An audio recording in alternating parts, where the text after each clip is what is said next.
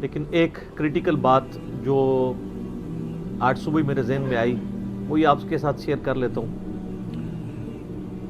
قرآن حکیم میں ایک آیت ہے، سورہ الاعراف کی آیت نمبر 179۔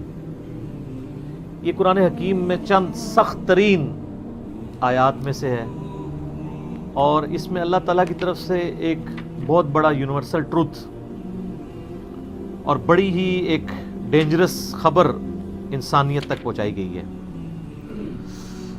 اعوذ باللہ من الشیطان الرجیم، بسم اللہ الرحمن الرحیم۔ وَلَقَدْ ذَرَأْنَا لِجَهَنَّمَ كَثِيرًا مِنَ الْجِنِّ وَالْإِنسِ، اور بے شک جنوں اور انسانوں کی اکثریت ہم نے پیدا ہی دوزخ کے لیے کی ہے۔ اللہم اجرنا من النار، آمین۔ لیکن یہ اللہ نے کوئی ظلم نہیں کیا، بلکہ اللہ تبارک و تعالیٰ نے اس کی ریزن بھی بتائی ہے۔ یہ اللہ کا ایکسپرٹ اوپینین ہے کہ یہ جو انسانیت اور جنات یہاں پہ آباد ہوئے ہیں، ان میں سے الٹیمیٹلی اکثریت دوزخ میں ہی جائے گی، بڑے کم لوگ ہوں گے جو جنت میں جانے میں کامیاب ہوں گے۔ جو سورۃ العصر میں بھی آیا، والعصر ان الانسان لفی خسر، زمانہ گواہ ہے اس بات پہ کہ ساری انسانیت گھاٹے میں ہے، سوائے ان لوگوں کے جو ایمان لے آئے، نیک اعمال کیے اور نیکی کی تلقین کرتے رہے اور صبر کی تلقین کرتے رہے۔ اور دیکھ لیں زمانہ گواہ ہے کہ حضرت نوح علیہ السلام کے مخالفین تباہ و برباد کر دیے گئے، صرف 78 لوگ جو ہیں وہ کامیاب ہوئے۔ حضرت لوط علیہ السلام کی 2 بیٹیاں ان کے ساتھ بچائی گئیں، ان کی اپنی بیوی بھی اور پوری قوم تباہ کر دی گئی۔ پوری انسانیت گھاٹے میں چلتی آ رہی ہے، سوائے ان لوگوں کے کہ جو ایمان لے آئیں گے، نیک اعمال اختیار کریں گے اور حق بات کی تلقین کریں گے اور صبر کی۔ یہاں پہ سورہ الاعراف کی آیت نمبر 179 میں ہے کہ بے شک جنوں اور انسانوں کی اکثریت پیدا ہی دوزخ کے لیے ہوئی ہے۔ وَلِعَوْذُ بِاللَّهِ تَعَالَى لَهُمْ قُلُوبٌ لَا يَفْقَهُونَ بِهَا، ان کو ہم نے دل دیے تھے، عقل دی تھی، لیکن وہ اس سے سوچتے ہی نہیں ہیں۔ وَلَهُمْ أَعْيُنٌ لَا يُبْصِرُونَ بِهَا، ان کو ہم نے آنکھیں دی تھی لیکن آنکھوں سے دیکھنے کا سا دیکھنا نہیں دیکھتے، عبرت نہیں پکڑتے۔ وَلَهُمْ آذَانٌ لَا يَسْمَعُونَ بِهَا، اور ان کو ہم نے کان دیے تھے لیکن سننے والا سننا سنتے ہی نہیں ہے۔ أُولَئِكَ كَالْأَنْعَامِ بَلْ هُمْ أَضَلُّ، ایسے لوگ چوپایوں کی مانند ہیں بلکہ ان سے بھی بدتر ہیں، جو اپنی عقل، آنکھیں اور کان استعمال کر کے حق بات تک پہنچنے کی کوشش نہیں کرتے۔ أُولَئِكَ هُمُ الْغَافِلُونَ، ایسے ہی لوگ ہیں جو اصل میں غافل ہیں۔ تو اللہ تعالیٰ نے یہ یعنی اس میں ایک غیبی خبر دے دی ہے کہ الٹیمیٹلی یہ ہونے والا ہے۔ مطلب کیا کہ اب جس نے تیاری کرنی ہے وہ خود تیاری کر لے۔ اس کو میں ایک مثال سے سمجھاتا ہوں کہ اس وقت تقریباً یہاں پہ 80 کے قریب لوگ بیٹھے ہیں، اور میں یہ کہوں کہ میں ایک گولی چلاؤں گا جس کو بھی لگ جائے، تو ہم میں سے کیا ہر شخص یہ سوچے گا کہ یار ایک ہی گولی ہے، 80 بندے ہیں، کسی اور کو ہی لگے گی، ضروری ہے مجھے ہی لگنی ہے؟ ایسا تو کوئی نہیں سوچے گا، سب دڑکی لگا دیں گے۔ لیکن آخرت کا معاملہ کیا ہے؟ بخاری اور مسلم دونوں کی حدیث ہے، متفق علیہ، کہ آدم علیہ السلام کو حکم ہوگا کہ جنتیوں اور دوزخیوں کو الگ کرو۔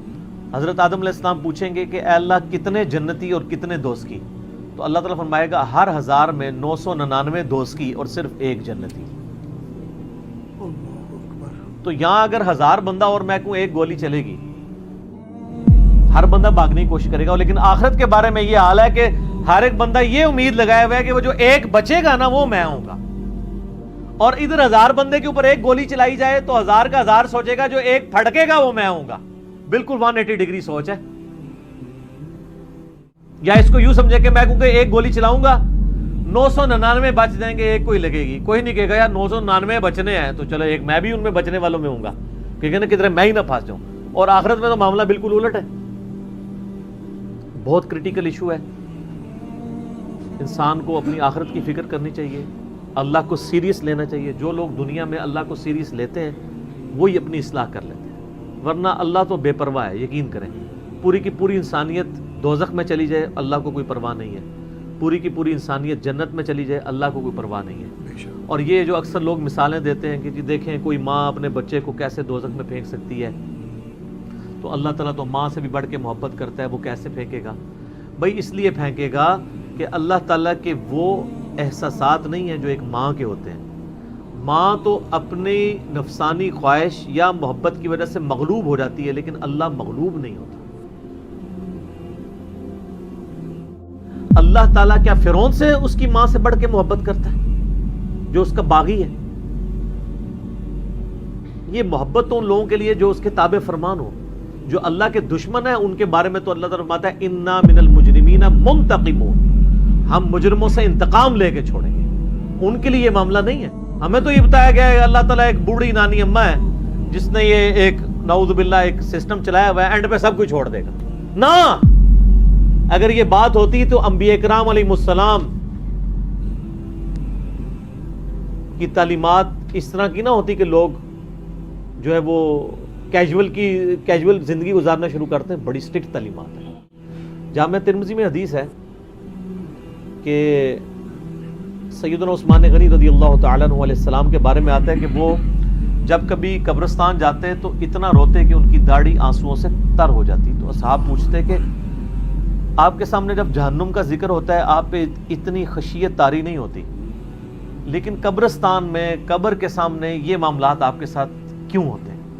تو انہوں نے کہا کہ میں نے نبی علیہ السلام سے خود سنا تھا کہ قبر آخرت کی منزلوں میں سے پہلی منزل ہے، جس کی یہ منزل پھنس گئی اس کی اگلی منازل مشکل ہو جائیں گی، اور جس کی یہ منزل آسان ہوئی اس کی اگلی منازل آسان ہوتی چلی جائے گی. یہ وہ شخص کہہ رہا ہے جسے 3 دفعہ جنت کی بشارت ملی ہوئی ہے.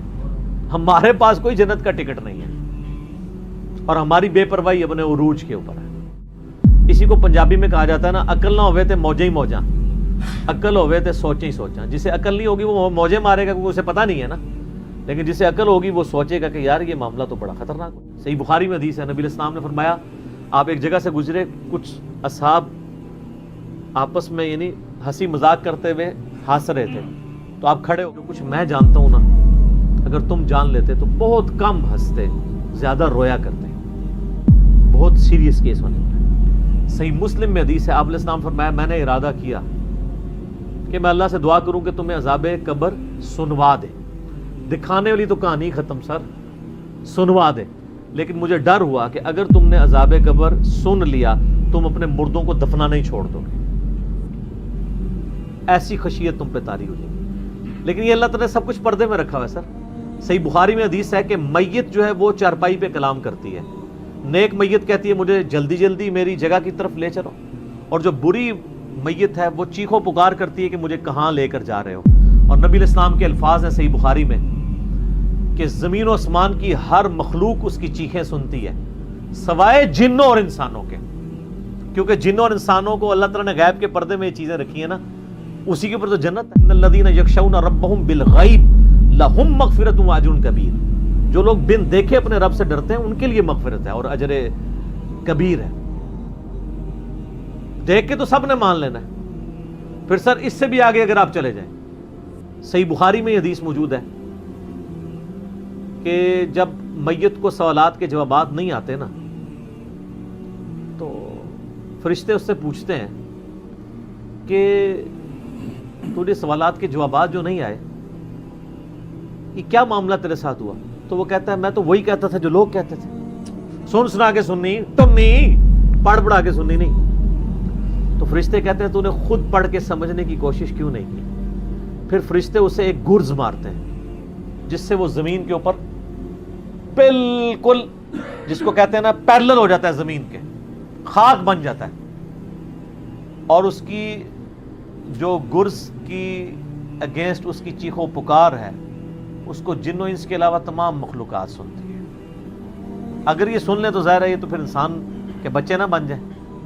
یہ اللہ نے پردہ رکھا ہے، ورنہ تو آپ بڑے بڑے بزرگوں کو دفنا کے نکل رہے ہو نا، ان کے پردے جو ہے نا وہ جنازہ یعنی اس قبرستان کے گیٹ تک پہنچتے ہوئے ساری بزرگی کھل گئی ہو، دڑل کی بات پیچھے سے آ جائے. ٹھیک ہے، لوگ ایسے بزرگی کا دعویٰ بھی پھر چھوڑ دیں گے، وہ ڈرتے رہیں گے نا. تو یہ اللہ نے پردے رکھے ہوئے.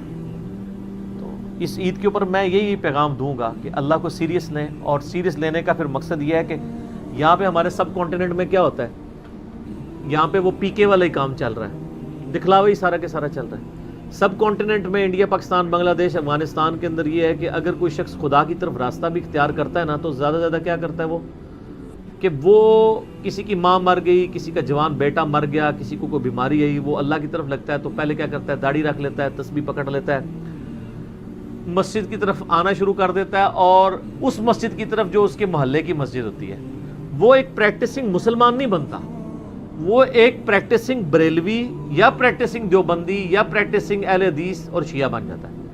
اگر اس کے محلے کی مسجد بریلویوں کی ہوتی ہے تو وہ ایک پریکٹسنگ بریلوی بن کے سامنے آ جاتا ہے۔ ہونا ہی چاہیے کہ اب تم خدا کی طرف راستہ اختیار ہی کیا تو سب سے پہلے علم حاصل کرو۔ انما یخشی اللہ من عبادہ العلماء، اللہ کی خشیت تو اہل علم کو ہے۔ علم نہیں حاصل کرتے تو جدھر لگے نا اسی طرف چل پڑتا ہے۔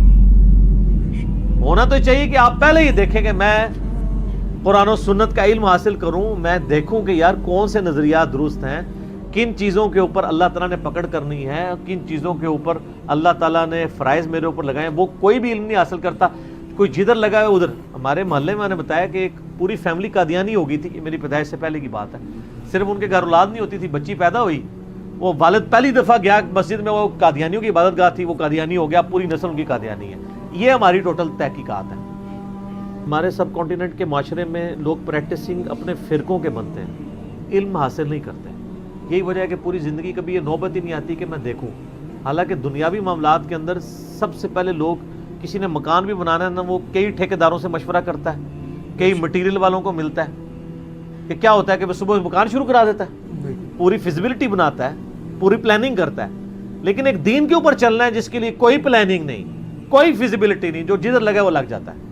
اس وجہ سے پوری زندگی لوگ نماز پڑھتے رہتے ہیں، ان کو یہ نہیں پتہ چلتا کہ نماز کا سنت طریقہ کیا ہے، اس کے اندر کیا کچھ پڑھنا ہے، اس کے کیا مسائل ہیں۔ کتنے شادی شدہ لوگ ملتے ہیں، بچے بھی جوان ہو چکے ہیں، ان کو غسل کا طریقہ ہی نہیں آتا ہوتا۔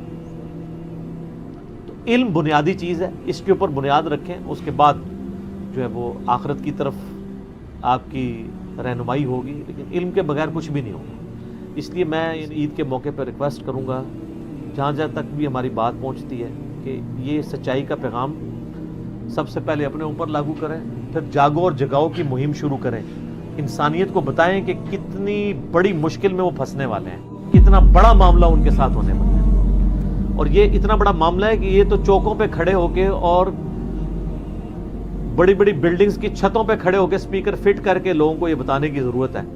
وَلَقَدْ ذَرَأْنَا لِجَهَنَّمَ كَثِيرًا مِنَ الْجِنِّ وَالْإِنسِ، بے شک جنوں اور انسانوں کی اکثریت دوزخ کے لیے پیدا ہوئی ہے، تو بچ جاؤ۔ ہماری حالت ویسے یہ ہے کہ ہم تو ایک بلی کو بھی آگ میں گرتا ہوا برداشت نہیں کر سکتے، لیکن ہم یہ راگنی الاپ رہے کہ انسانیت نے دوزخ میں گرنا ہے اگر انہوں نے اللہ تعالیٰ کو سیریس نہ لیا اپنی زندگی کے اندر۔ تو یہی پیغام ہے جی کہ لوگوں کو یہ آیت سنائیں، خود بھی آخرت کی فکر کریں، لوگوں کی بھی آخرت کی فکر کریں، اور علم کی بنیاد پہ، تاکہ عقائد کی بھی اصلاح ہو اور اعمال کی اصلاح۔ جزاکم اللہ خیر علی۔ اور ہم نے بہت سے جن اور انسان دوزخ کے لیے پیدا کیے ہیں، ان کے دل ہیں لیکن ان سے سمجھتے نہیں، اور ان کی آنکھیں ہیں مگر ان سے دیکھتے نہیں، اور ان کے کان ہیں پر ان سے سنتے نہیں۔ یہ لوگ بالکل چوپایوں کی طرح ہیں، بلکہ ان سے بھی زیادہ بھٹکے ہوئے۔ یہی وہ ہیں جو غفلت میں پڑے ہوئے ہیں۔